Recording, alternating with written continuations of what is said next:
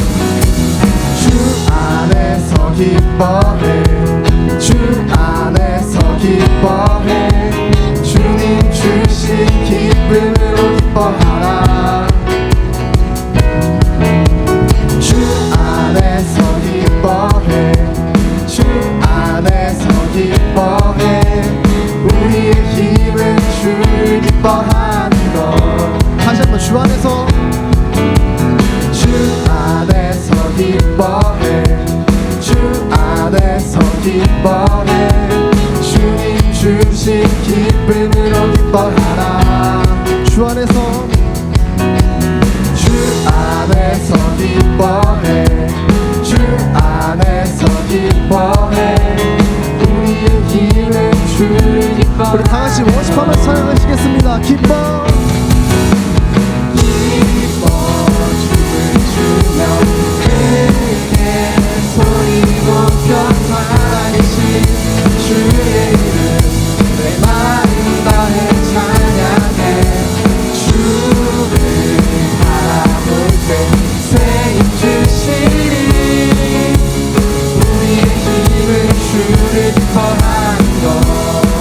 다시 한번 주 안에서 기뻐해 주 안에서 기뻐해 주님 주신 기쁨으로 기뻐하라 주 안에서 기뻐해 주 안에서 기뻐해 우리의 힘은 주를 기뻐해 다같이 워십하면서 또 찬양하시겠습니다. 기뻐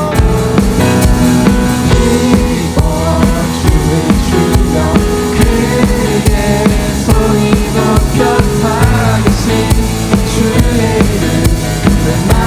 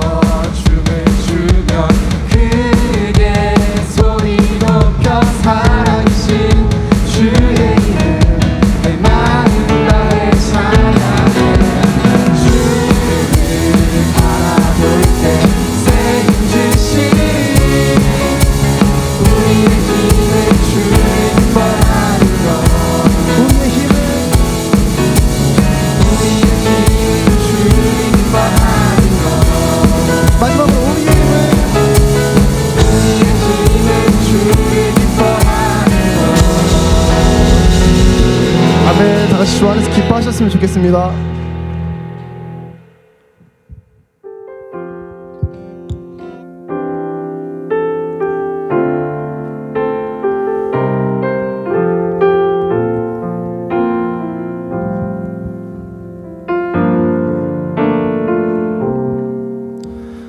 아버지 사랑 내가 노래해, 아버지 은혜 내가 노래해. 그 사랑 변함없으신, 거짓 없으신, 성실하신 그 사랑. 상한 갈 때 꺾지 않으시는, 꺼져가는 등불 끄지 않는 그 사랑 변함없으신, 거짓 없으신, 성실하신 그 사랑.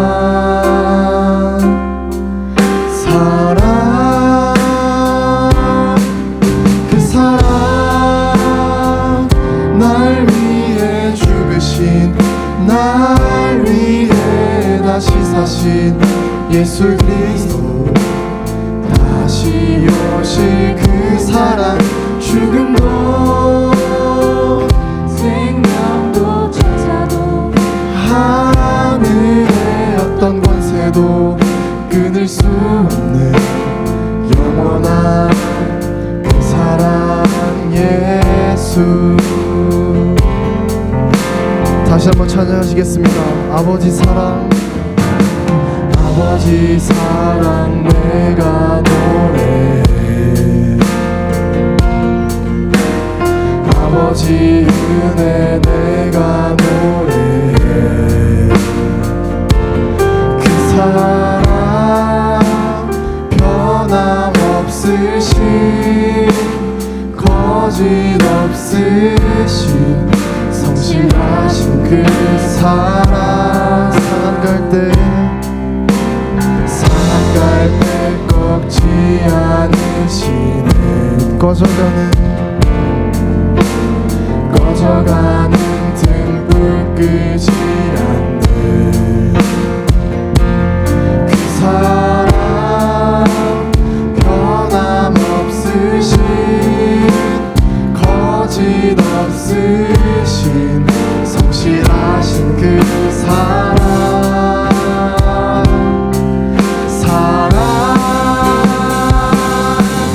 그 사랑 날 위해 죽으신, 날 위해 다시 사신 예수 그리스도, 다시 오실 그 사랑. 죽음도 생명도 천사도 하늘의 어떤 권세도 끊을 수 없는 영원한 그 사랑에. 다시 한번 그 사랑, 그 사랑 날 위해 죽으신, 날 위해 다시 사신 예수 그리스도, 다시 오실 그 사랑. 죽음도 생명도 천사도 하늘의 어떤 권세도 끊을 수 없는 영원한. 우리 다같이 두 손을 들고 찬양합시다. 그 사랑, 그 사랑 날 위해 죽으신, 날 위해 다시 사신 예수 그리스도, 다시 오실 그 사랑. 죽음도 생명도 천사도 하늘의 어떤 곳에도 끊을 수 없는 영원한. 그 마지막으로 찬양합시다. 그 사랑, 그 사랑 날 위해 죽으신, 날 위해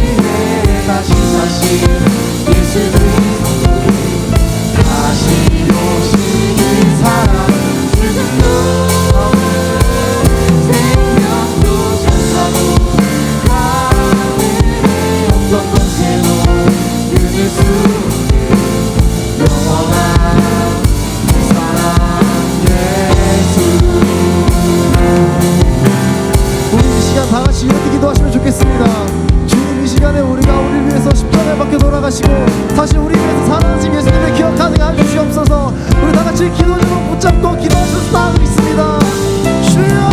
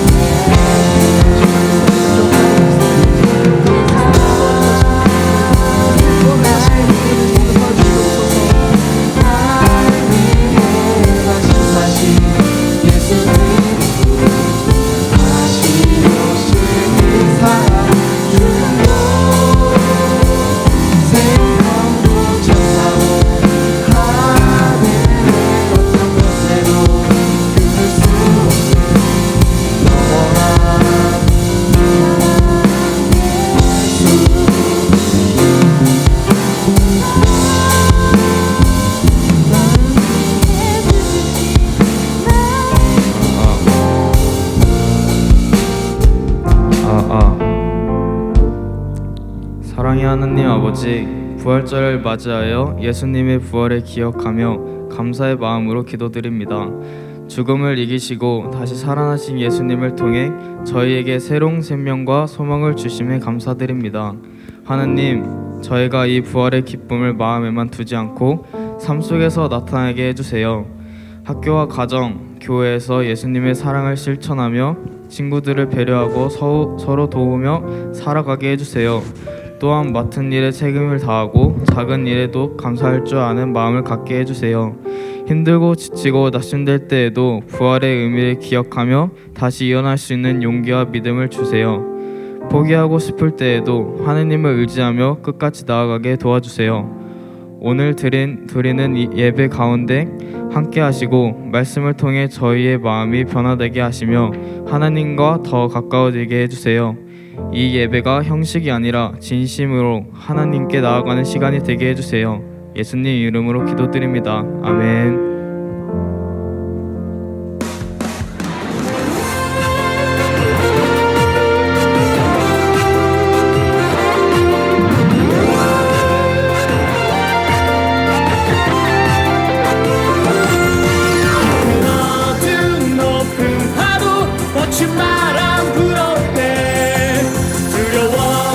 말씀에 쓴 대로 두 손 모아 부르짖으며 내 그대로 기도의 지어로 기도에 모자르시고 그 어떤 두려움도 내가 내리라 기도에 등려들어 나그라며 기도의 지어로 기도에 모자르시고 그 어떤 어려움도 물리치라 기도에 등려들어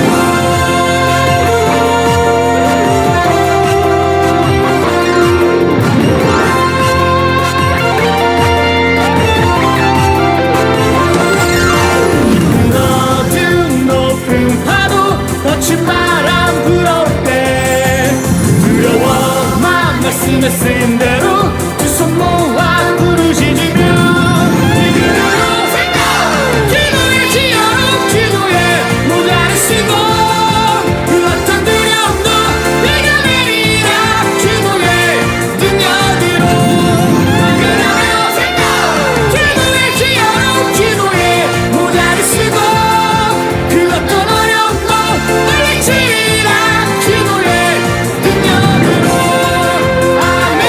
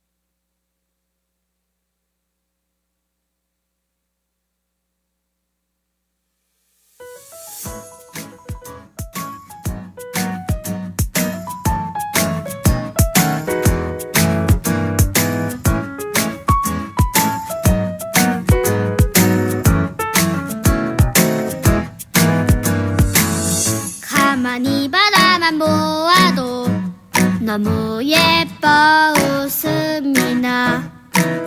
세상에서 가장 소중한 너의 하얀 미소.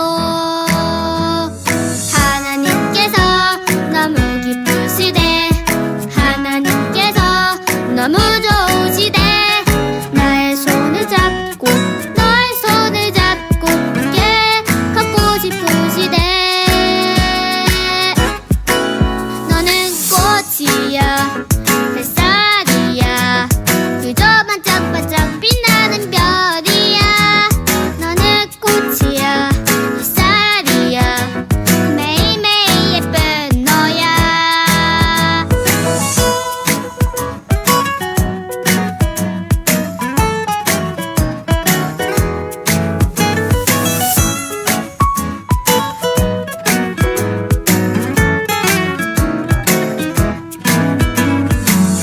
가만히 바라만 보아도 너무 예뻐 웃음이 나. 세상에서 가장 소중한 너의 하얀 미소. 하나님께서 너무 기쁘시대. 하나님께서 너무 좋으시대. 나의 손을 잡고 너의 손을 잡고 함께 걷고 싶으시대. 너는 꽃이야 햇살이야 그저 반짝반짝 빛나는 별이야. 너는 꽃이야 햇살이야 매일매일 예쁜 너야. 너는 자유해 널 기대해 너무나 귀하고 너무나 사랑해. 너를 축복해 늘 기도해 오늘도 내일도 사랑해.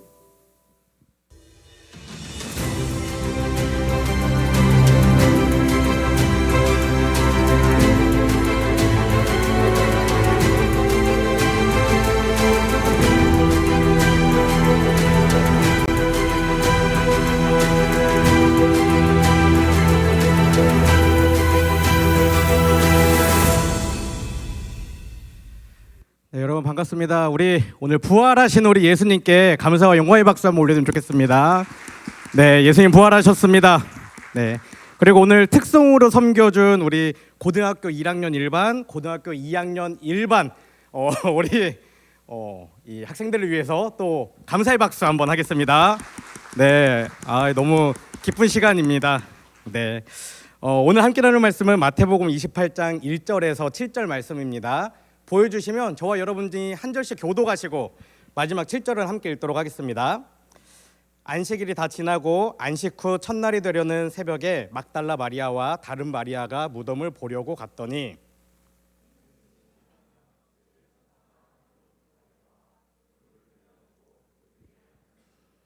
그 형상이 번개 같고 그 옷은 눈같이 희거늘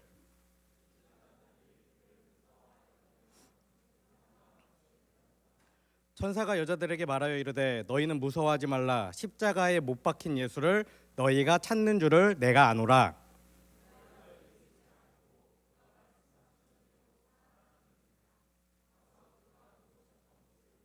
함께 읽겠습니다. 또 빨리 가서 그의 제자들에게 이르되 그가 죽은 자 가운데서 살아나셨고 너희보다 먼저 갈릴리로 가시나니 거기서 너희가 배우리라 하라. 보라 내가 너희에게 일렀느니라 하거늘. 아멘. 오늘은 부활주일입니다. 그리고 계절이 완전히 바뀌었죠. 네, 벚꽃이 만개하고 또 따뜻해지는 계절입니다. 저와 여러분이 이 계절의 봄만을 맞이하는 것이 아니라 사순절 기간 동안 함께 나누었던 것처럼 죄의 세월이었던 긴 겨울을 끝내고 회복하고 회개함으로 회복의 봄 그리고 변화의 봄을 맞이하는 귀한 시간이 되시기를 바랍니다. 오늘은 이 부활하신 예수님을 생각하면서 제가 시를 하나 읽어드리도록 하겠습니다. 시는 또 처음 이렇게 읽어드리는 것 같은데 이 자막을 보시면서 한번 잘 들어보세요. 정우승 시인의 봄길이라는 시입니다. 길이 끝나는 곳에서도 길이 있다. 길이 끝나는 곳에서도 길이 되는 사람이 있다. 스스로 봄길이 되어 끝없이 걸어가는 사람이 있다. 강물은 흐르다가 멈추고 새들은 날아가 돌아오지 않고 하늘과 땅 사이의 모든 꽃잎은 흩어져도 보라, 사랑이 끝난 곳에서도 사랑으로 남아있는 사람이 있다. 스스로 사랑이 되어 한없이 봄길을 걸어가는 사람이 있다. 너무 아름다운 시입니다. 여러분, 이 시에서 이 정우승 시인이 무엇을 노래하고 있는 것 같나요? 많은 사람들이 정우승 시인이 봄을 노래한다고 이야기합니다. 그런데 정우승 시인은 그리스도인이고 그리스도인의 관점에서 봤을 때는 봄이 아니라 봄이 오도록 하는 사람을 노래하고 있다는 것을 발견할 수 있습니다. 시인은 새들이 날아가 돌아오지 않고 꽃잎도 흩어져 버리고 사랑마저도 끝난 곳에 어떤 사람이 있다고 얘기합니까? 봄이 오도록 길을 여는 사람이 있다라고 이야기합니다. 여러분, 우리 그리스도인들에게 봄이 오도록 길을 여는 사람은 누구죠? 사랑이신 예수님입니다. 우리는 한시적이고 유한한 사랑을 할 수밖에 없지만 예수님은 무한하시고 크신 사랑으로 우리를 구원하셨기 때문입니다. 예수님은 내가 곧 길이요 진리요 생명이라고 말씀하셨습니다. 예수님이 십자가를 지시고 부활하심으로 우리 인생의 길이 되셨고 진리가 되셨고 생명이 되셨다는 것을 기억하시면 좋겠습니다. 예수님의 부활은 죽으셨다가 다시 살아나셨다는 그 사실을 넘어서 우리에게 참 생명과 기쁨과 평안과 자유의 꽃을 피우셨다는 것을 기억하시면 좋겠습니다. 여러분, 오늘은 부활주일입니다. 제가 한 가지 질문 드리도록 하겠습니다. 여러분, 예수님의 부활이 믿어지십니까? 아멘. 네, 여러분, 예수님의 부활이 믿어지기를 소망합니다. 그런데 오늘 함께 나눌 성경에는 예수님의 부활을 믿지 않았던 사람들이 등장합니다. 오늘 본문은 예수님의 부활 사건을 기록하고 있는데 예수님은 안식 후 첫날이 되려는 새벽에 다시 살아나셨고 무덤을 막았던 돌은 굴려져 있었다라고 기록합니다. 본문 1절입니다. 안식일이 다 지나고 안식 후 첫날이 되려는 새벽에 막달라 마리아와 다른 마리아가 무덤을 보려고 갔더니 안식일이 다 지나고 안식 후 첫날이 되려는 새벽이라고 하면 좀 어렵잖아요. 근데 이것을 우리식으로 쉽게 말하면 일요일 새벽입니다. 그래서 우리가 일요일을 주님이 부활하신 날로 기억하면서 주님의 날 또는 주일이라고 부르는 것입니다. 그런데 이 예수님의 부활의 새벽의 현장에 누가 있었다고 기록합니까? 막달라 마리아와 다른 마리아가 있었다라고 기록합니다. 이 여인들은 무덤을 보기 위해 그곳에 갔습니다. 본문에서 보다라는 단어가 있는데 이 보다라는 단어의 원어의 의미는 아주 가까이서 보다, 관찰하다, 깊이 있게 보다라는 의미를 가지고 있습니다. 그러니까 이 여인들은 단순하게 그냥 예수님의 무덤을 보러 간 것이 아니라 그 안에서 무엇을 관찰하고 확인하고 점검하고자 갔다라는 것을 의미한다라는 것입니다. 그러면 이 여인들은 무엇을 확인하기 위해서 이 무덤에 간 것일까요? 본문 5절은 이렇게 기록합니다. 천사가 여자들에게 말하여 이르되 너희는 무서워하지 말라. 십자가에 못 박히신 예수를 너희가 찾는 줄을 내가 아노라. 천사가 이 여인들에게 했던 말입니다. 천사는 여인을 향해 뭐라고 얘기하죠? 십자가에 못 박힌 예수를 너희가 찾는 줄 안다라고 기록합니다. 이 새벽에 이 여인들이 예수님의 무덤을 찾아간 일은 굉장히 용기 있는 일이었습니다. 왜냐하면 예수님의 무덤에 가는 것만으로도 그 당시 종교 지도자들의 미움의 대상이 되고 또 예수님과 한패라는 이 죄명을 써서 그들 역시 죽을 수도 있는 그런 상황이었기 때문입니다. 그런데 우리가 잘 생각해 봐야 하는 게 있어요. 그건 뭐냐면 그들은 부활하신 예수님이 아니라 뭘 만나러 갔다는 거죠? 십자가에 못 박혀서 돌아가신 예수님. 쉽게 말해 예수님의 시신을 찾으러 갔다라는 것입니다. 그리고 이들이 가지고 있던 것은 예수님의 시신에 바를 향품이라고 성경은 기록합니다. 같은 내용을 다루고 있는 다른 복음서인 누가복음 16장 1절은 이렇게 기록합니다. 안식일이 지남에 막달라 마리아와 야고보의 어머니 마리아와 또 살로메가 가서 예수께 바르기 위하여 황품을 사다 두었다가, 토요일 해가 떨어지자마자 막달라 마리아와 야고보의 어머니 마리아가 물건을 준비했다는 거예요. 근데 어떤 물건을 준비했다는 거죠?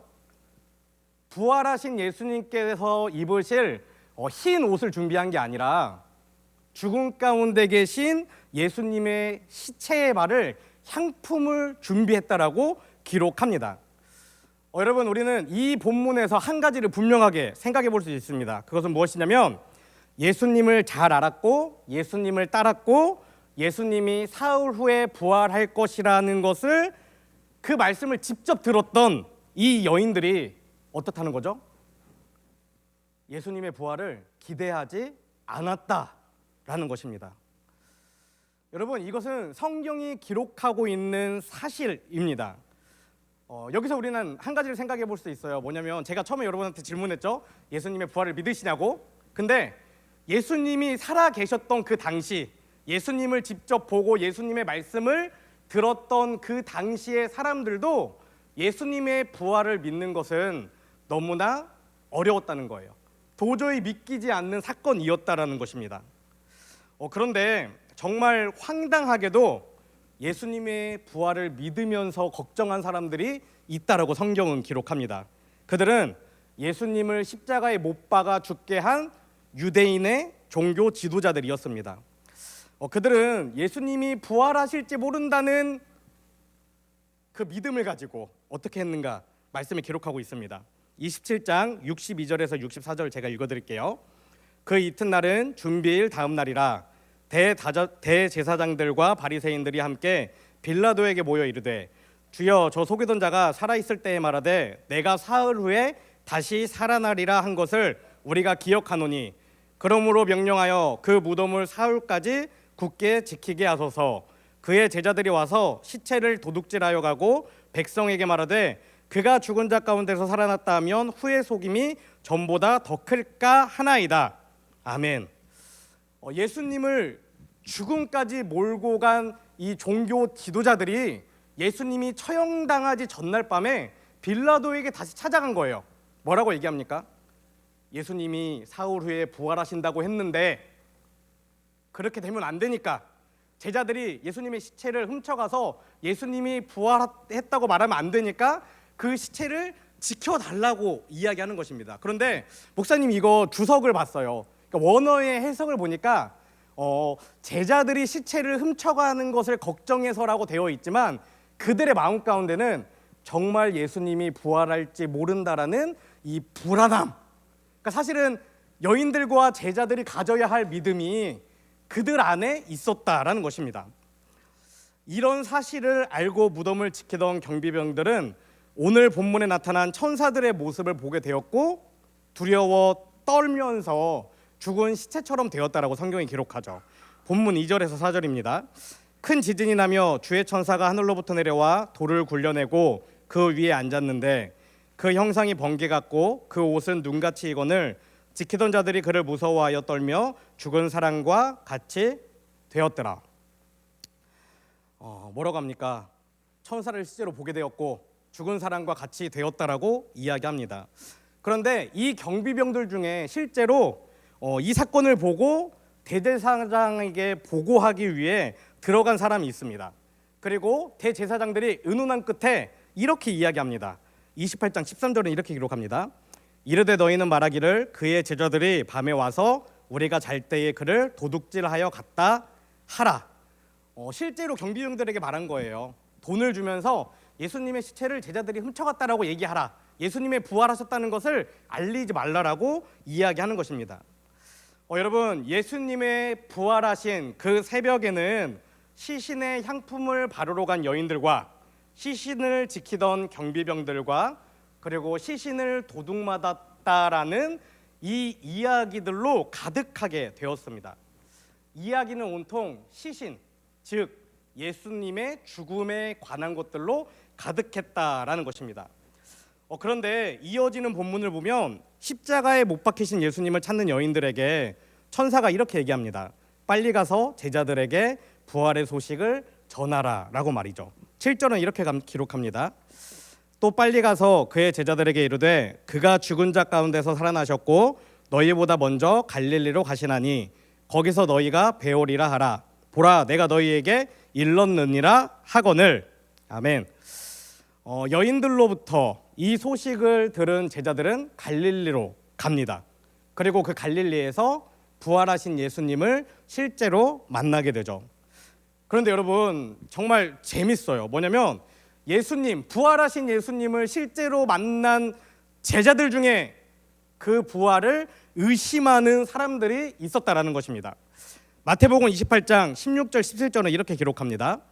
11 제자가 갈릴리에 가서 예수께서 지시하신 산에 이르러 예수를 배웠고 경배하나 아직도 의심하는 사람들이 있더라. 무슨 말입니까? 부활하신 예수님을 실제로 보았지만 예수님이 부활하신 것이 진짜인지, 혹시나 잘못 보고 있는 것은 아닌지, 혹시나 진짜 예수님이 아니라 다른 사람이 가짜 예수님으로 와 있는지 의심하는 사람들이 이 제자들 가운데 있었다라고 분명히 기록합니다. 여러분, 예수님의 부활은 이렇게나 믿기가 어려운 거라고 성경이 계속해서 이야기하는 것입니다. 예수님께서는 여러 차례 십자가의 고난을 당하심과 동시에 부활하실 것임을 분명히 말씀하셨습니다. 그 말씀을 직접 들은 제자들과 사람들이 믿지 못했다는 거예요. 아니, 어쩌면 도저히 믿어지지 않는 사건이었다라는 것입니다. 이처럼 인간적으로는 도저히 믿을 수 없는 것이 십자가에서 죽으신 예수님이 다시 사셨다라는 이 부활의 소식입니다. 여러분, 이 부활이 정말 믿어지신다면 여러분 정말 대단한 믿음을 가지신 겁니다. 본문으로 다시 들어가서 정말 놀라운 것이 있는데 그것은 무엇이냐면 예수님이 갈릴리에서 만난, 그러니까 예수님의 부활을 의심하는 사람들을 포함한 11 제자 모두에게 명령하시는 게 있어요. 뭐라고 명령하시냐면 가서 모든 민족을 제자로 삼으라 라고 명령하십니다. 마태복음 28장 19절입니다. 그러므로 너희는 가서 모든 민족을 제자로 삼아 아버지와 아들과 성령의 이름으로 세례를 베풀고, 부활하신 예수님께서 제자들에게 제일 처음 명령하신 게 뭡니까? 세계 복음화를 명령하셨습니다. 그런데 예수님의 명령을 들은 제자들은 어떤 사람이었죠? 예수님의 부활을 분명히 믿는 사람들이 아니었어요. 또한 그 복음을 전하기 위해 막 불타는 열정이나 막 갈망을 가지고 있었던 사람들이 아니었습니다. 그럼에도 불구하고 그들에게 가서 모든 민족을 제자 삼으라라는 이 위대한 명령을 예수님께서 제자들에게 주셨다라는 것입니다. 여기에 포인트가 있어요. 뭐냐면 예수님은 아무도 기다리지 않았지만 약속하신 대로 부활하신 것처럼 아직 준비되지 않았지만, 아직 믿지 않지만 제자들이 반드시 해야 할 일을 명령하셨다라는 것입니다. 제자들은 예수님의 부활을 믿을 수 없었던 것처럼 이 자신들에게 예수님이 하신 말씀, 이 제자를 삼으라라는 이 말씀 또한 어땠을까요? 받아들이기 어려웠을 것 같아요. 자신이 없었을 것 같아요. 내가 어떻게 하지라고 고민했을 것 같습니다. 그럼에도 불구하고 예수님은 제자들에게 너희들이 부활의 증인이 되어야 한다라고 말씀하고 있는 것입니다. 예수님은 예루살렘에서 십자가에 달려 죽으시고 부활하시고 승천하셨습니다. 예루살렘에서 있었던 이 십자가의 부활 사건은 우리가 믿어야 할 이 복음의 핵심 내용입니다. 그러나 우리는 예루살렘에서 있었던 일과 함께 이 갈릴리에서 있었던 사건을 기억해야 합니다. 이 갈릴리가 바로 복음이 시작된 곳이자 복음의 전파를 명령한 곳이기 때문입니다. 여러분, 만약 우리에게 예수님의 고난과 부활에 대한 이 신앙만 있고 예수님을 따르는 실제의 삶이 없다면 그것은 뭐죠? 그야말로 이 모래 위에 세워진 죽은 신앙이라고 말할 수 있습니다. 그러나 반대로 예수님을 따르는 그 삶은 있는데 십자가와 부활의 고백이 없다면 이것은 확신이 없는 공허한 신앙이라는 것이죠. 우리는 예루살렘에서 있었던 예수님의 고난과 부활을 믿을 뿐만 아니라 갈릴리에서 행하신 예수님의 삶과 가르침을 따라야 합니다. 예수님의 부활을 믿을 뿐만 아니라 예수님의 삶과 교훈을 따라서 부활의 증인으로 살아가는 저와 여러분이 되시기를 간절히 소망합니다. 그런데 여전히 궁금증이 남아 있습니다. 해결되지 않는 게 있죠. 뭐죠? 예수님의 부활을 믿지 않았기에 부활을 기대하지 않았던 사람들은 도대체 어떻게 예수님의 부활을 믿고 따르고 전하는 부활의 증인으로 살아가게 되었는가 하는 것입니다. 우리가 지금 보고 있는 이 마태복음뿐만 아니라 이 사복음서에서 공통적으로 기록하는 내용은 뭐냐면 사람들이 예수님의 부활을 믿지 않았다는 거예요. 믿겨지지 않았다는 겁니다. 그런데 예수님이 이 부활을 의심하는 제자들에게 다른 성경에서도 이렇게 말씀하세요. 누가복음 24장 39절 말씀입니다. 내 손과 발을 보고 나인 줄 알라. 또 나를 만져보라. 영은 살과 뼈가 없으되 너희 보는 바와 같이 나는 있느니라. 내가 부활하지 않았으면 나는 손도 없고 발도 없을 거야. 내가 존재하잖아. 나를 보고 나를 믿으라라고 얘기하는 거예요. 그럼에도 불구하고 예수님의 부활을 믿지 않는 제자들이 있으니까 이번에는 구운 생선 한 토막을 드시면서 예수님의 부활을 증거하십니다. 누가복음 24장 42절 43절입니다. 이에 구운 생선 한 토막을 드리니 받으사 그 앞에서 잡수시더라. 그 후에 이렇게 얘기하세요. 너희는 이 모든 일의 증인이라. 누가복음 24장 48절입니다. 너희는 이 모든 일의 증인이라라고 이야기합니다. 그리고 이어지는 말씀에 정말 중요한 핵심적인 말씀이 있습니다. 49절에 이렇게 기록합니다.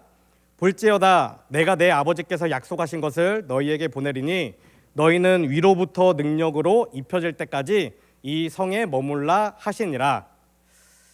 예수님은 예수님의 부활을 믿지 못하는 제자들에게 증인이 된다는 것은 꿈조차 꾸지 못하는 그 제자들에게 아버지께서 약속하신 것이 있다라고 이야기합니다.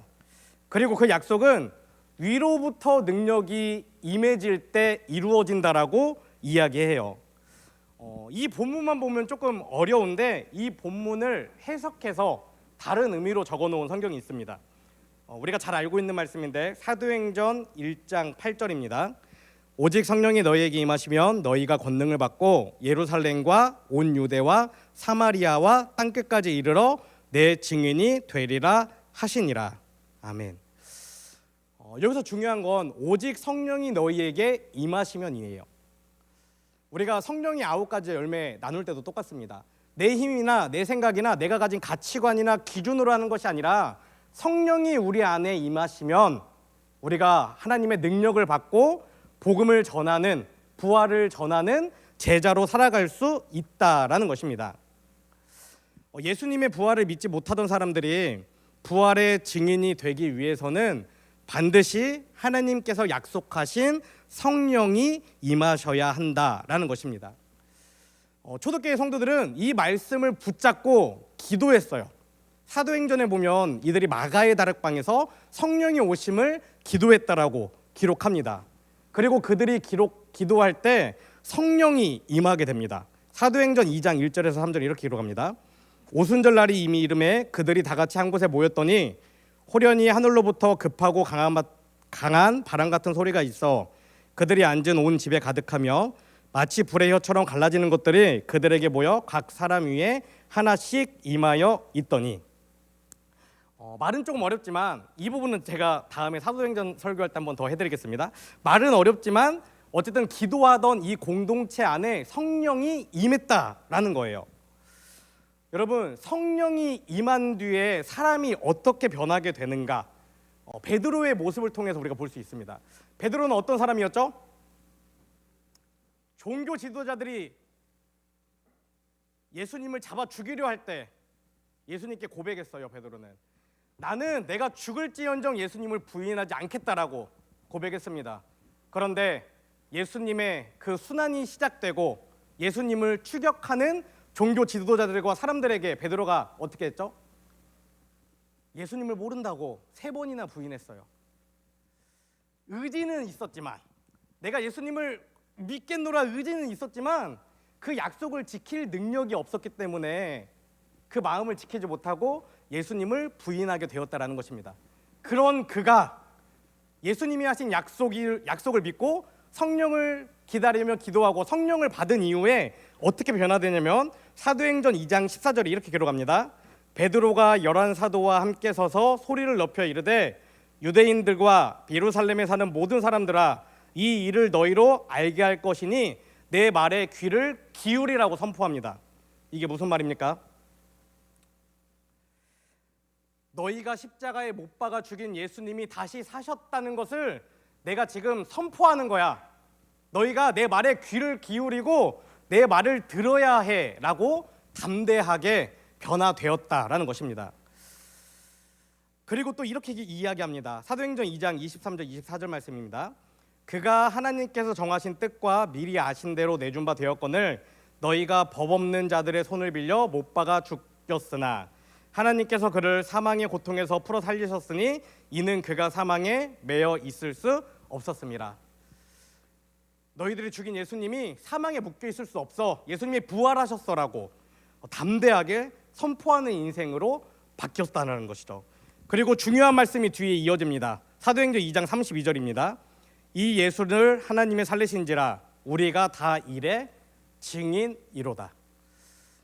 그 겁 많던 베드로가, 예수님을 부인했던 베드로가 성령이 임하니까 복음을 선포할 뿐만 아니라 내가 그리고 우리가 이 일의 증인이 되었다라고 분명하게 선포하고 있는 것입니다. 여러분, 제자들은 아주 오랜 시간 예수님과 함께 다니며 듣고 보았지만 예수님이 하시는 말씀과 예수님의 사역을 자주 오해했어요. 자기들이 생각하고 싶은 대로, 자기들이 받아들이고 싶은 대로 받아들이고 이해했다라는 것입니다. 예수님은 이런 제자들을 안타까워하셨지만 그들을 외면하지 않으시고 계속해서 말씀하시고 가르치시고 보여주셨습니다. 뿐만 아니라 예수님은 십자가와 부활을 넘어 보혜사 성령님의 오심을 약속했고 실제로 성령님이 오셔서 제자들이 부활의 증인으로 살아가도록 하셨다라는 것입니다. 여러분, 예수님의 죽으심과 부활의 핵심은 무엇인가요? 우리를 살리셨다는 거예요. 예수님이 사셨다는 게 중요한 게 아니라 예수님이 죽으시고 살아나심으로 우리에게 새 생명을 주셨다라는 것입니다. 여러분, 우리가 정말 예수님 믿는 사람이 된다라는 것은 예수님을 닮아가는 거잖아요. 그럼 어떻게 변화돼야 합니까? 내가 살았다는 것에 만족하고 감사하는 것을 넘어서 내가 살릴 수 있는 사람들을 살리는 인생이 되어야 한다는 거예요. 예수님 우리에게 하신 것처럼. 그리고 저는 그 내용을 오늘 설교 제목처럼 봄이 오도록 길을 여는 사람이라고 여러분들에게 전하고 있습니다. 여러분, 봄이 되었습니다. 우리 주변의 사람들에게 예수님의 부활의 기쁜 소식을 전하면서 특별히 오늘 우리가 친구들 전도했잖아요. 이거예요. 예수님이 우리를 구원하신 이유, 예수님이 부활로 우리에게 하나님이심을 증거하신 이유. 나만 믿는 것이 아니라, 나만 만족하는 것이 아니라 우리 주변에 믿지 못하는 친구들 전도하고 그들에게 복음을 전해서 그들 역시 누군가를 구하는 사람으로 살아가게 하는 것, 이것이 기독교가 말하는 부활이고 예수님의 부활이 증거하는 핵심이라는 사실을 여러분 기억하시면서 이 예수님의 부활의 기쁜 소식을 삶 가운데 살아가는 저와 여러분이 되시면 좋겠습니다. 네, 우리 두 가지 기도 제목 가지고 이 시간 기도하기 원합니다. 첫 번째는 예루살렘에서 있었던 예수님의 십자가와 부활을 믿고 갈릴리에서 행하신 예수님의 삶과 가르침을 따르게 하소서. 두 번째는 성령님이 임하셔서 우리가 부활의 증인이 되고 예수님처럼 봄이 오도록 길을 여는 사람이 되게 하소서. 우리 이 시간 주여 한번 외치신 후에 함께 기도하겠습니다. 주여, 할렐루야. 살아계신 하나님 감사합니다. 예수님의 부활하심을 기쁨으로 나아가는 이 부활주일 예수님 앞에 예배하며 나아갑니다. 예수 그리스도께서 십자가를 지시고 죽음 가운데에 머무시고 또 다시 부활하셔서 우리에게 오신 것은 우리에게 복을 주시도록 생명의 길을 주시도록 하셨음을 믿음으로 고백하며 나아갑니다. 그 예수님을 붙잡고 나만 만족하는 인생이 아니라 정말 이 땅 가운데에 예수님을 전하며 많은 사람들을 구원하는 길로 함께 나아가는 우리 AMI 청소년부 될 수 있도록 아버지 함께하여 주시옵소서. 주님, 예수님 우리에게 주신 그 봄길을 걷는 것을 넘어 누군가에게 봄이 되는 인생이 되기 원합니다. 누군가에게 길이요 진리 되신 예수님을 전하며 예수님과 함께 살아가는 그 과정 가운데 성장하는 우리 청소년부 되기 원하오니 주님 함께하여 주시옵시고 아버지 사랑으로 인도하여 주시옵소서. 주님, 부활의 주님을 우리가 마음껏 고백하며 찬양하며 기뻐하며 나아가기 원합니다. 이 4월 부활의 주님과 함께 기쁨으로 나아가는 우리 청소년부 될 수 있도록 아버지 함께하여 주시고 은혜로 더하여 주시옵소서. 주님 감사합니다. 사랑합니다. 주님을 고백합니다. 높이 찬양합니다. 주님을 더하여 주시옵소서. 아버지 사랑합니다.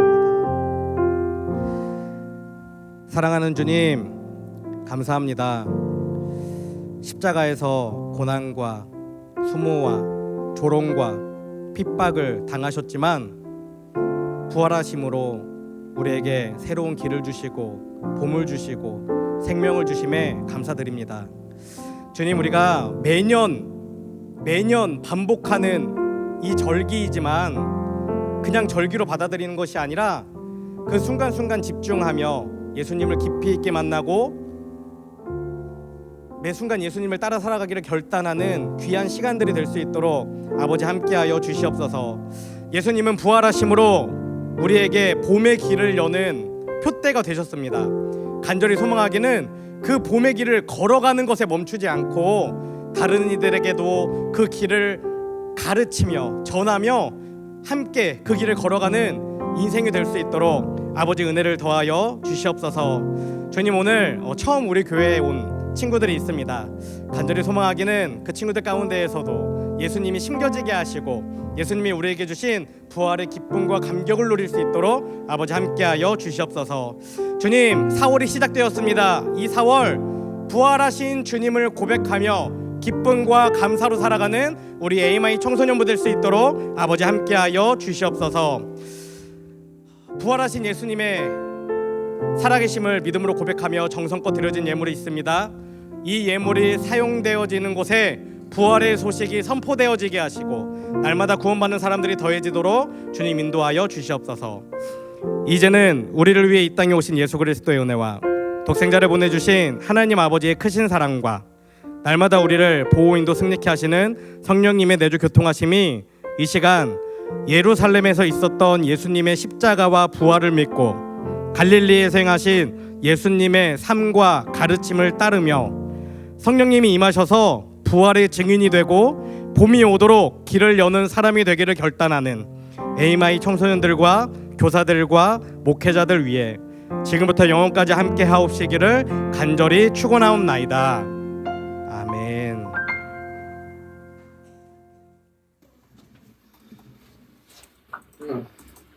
일어나. 왜? 내가 그건 부활절이라는 걸 알아냈는데 부활절이 뭐냐? 부활절? 야, 부활절은 말이지 예수님이 3일 만에 부활하신 걸 기념하고 축복하는 날이야. 아, 내가 무슨 날인지 알 것 같아. 약간 이런 느낌 아닐까?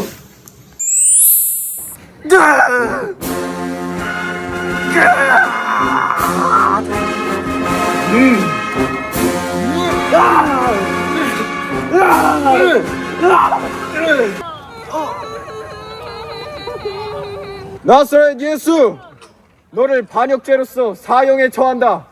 넌 이제 죽게 될 것이오.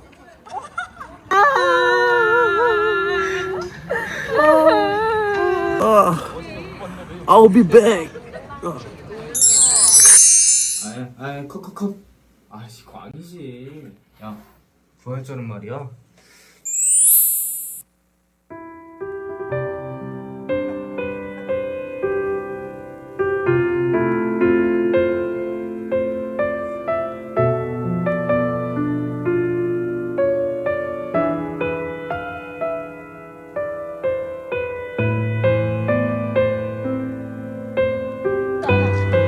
나사렛 예수, 이 모든 죄의 짐을 지고 너는 처형을 받는다. 다 이루었다.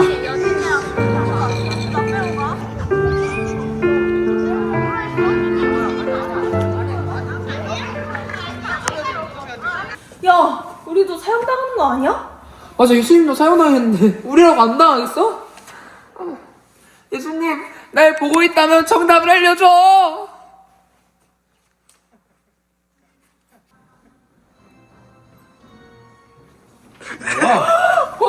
예수님, 어떻게 살아계시는 거죠? 너의 병강이 있을지어다. 믿습니다, 아멘! 예수님께서 다시 살아나셨다. 이야. 예수님의 죽음을 이기고 3일 만에 부활하신 날 바로 부활절이야. 우리를 위해 모든 죄를 짊어지고 돌아가셨던 예수님이 다시 사심으로 우리에게 새로운 생명과 소망이 시작되었음을 기억하고 그 은혜에 감사하는 날이지. 부활절은 이거다 이 말씀이야. 야 주절 이해돼? 그렇구나. 나 이제 이해된 것 같아. 예수님이 며칠 뒤에 부활하셨다고?